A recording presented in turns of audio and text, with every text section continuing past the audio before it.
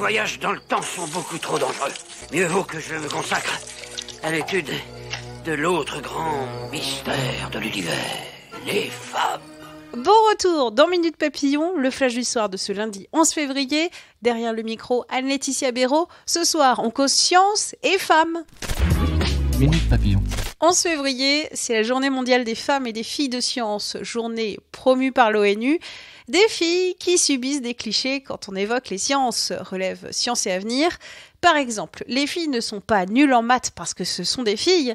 Leurs résultats aux tests internationaux sont corrélés au degré d'émancipation des femmes dans leur pays. Conclusion de plusieurs études internationales, dont l'une portant sur 86 pays.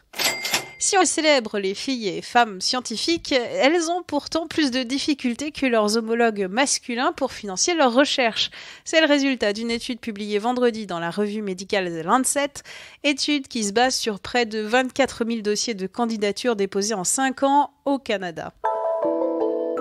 Retour sur Terre avec les vulgarisateurs scientifiques sur YouTube. Faire rire ou instruire, ils ont choisi de ne pas choisir.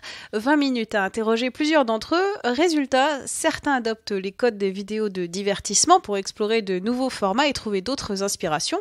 Mais pas toujours.